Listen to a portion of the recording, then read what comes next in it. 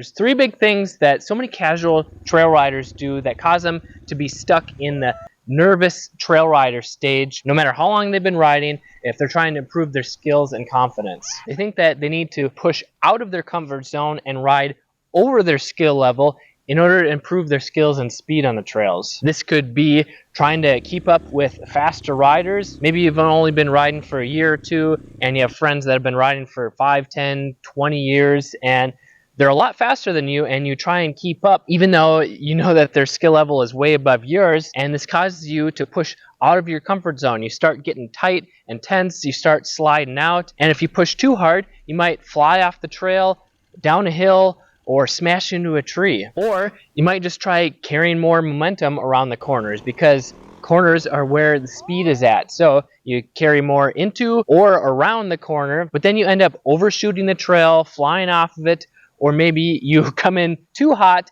and you end up locking up the brakes, try and slow down, and the bike just slides out from underneath you. And not only can you get hurt doing that, but you might end up crashing into someone else ahead of you. And this is even more dangerous if you're riding two-way trails where you might have oncoming riders or four-wheeler or side-by-sides and you can't stop in time. Or maybe you're just trying to get over the rear and gas it to help you get over logs or over rocks, through the sand, or up a hill, trying to keep up with those faster riders. But when you're just trying to increase your speed without having more comfort or confidence, you're really putting the cart before the horse. Sure, you might be able to ride faster, because a lot of guys say if you ain't crashing, you ain't trying, but you're only going to increase your risk of crashing if you can't stay in control of the bike. And what happens when you have less control? Well, you're going to crash more often, and you're more likely to break your bike or get yourself hurt, or hurt someone else. It reminds me of a friend that was riding with me and another experienced riding friend,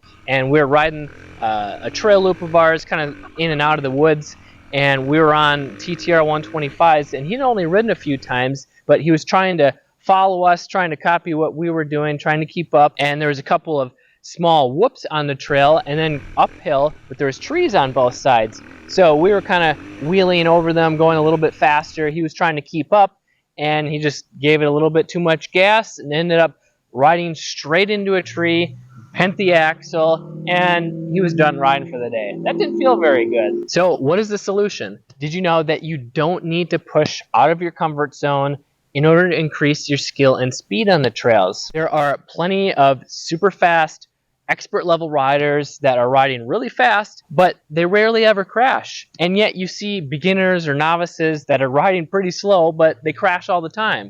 So what's the difference? There isn't always a correlation of higher speed and more crashes. Well, the answer to increasing your speed and skill on the trails while reducing the risk is forming positive riding habits. And that's done by discovering all of the basic techniques, mastering them while at slow speed, so that you can control your bike and your body, and then this will increase your comfort and your confidence so that you will be able to ride faster, because it's a lot safer to increase your speed when you're already super comfortable rather than just trying to push your pace when you're not comfortable. I know for me, when I go on a trail ride, when I just start out, my body's all tight. I don't really feel comfortable and confident at first, but as I ride for 5, 10, 15 minutes, my body starts to warm up, my bike starts to get loose, I start to feel more comfortable.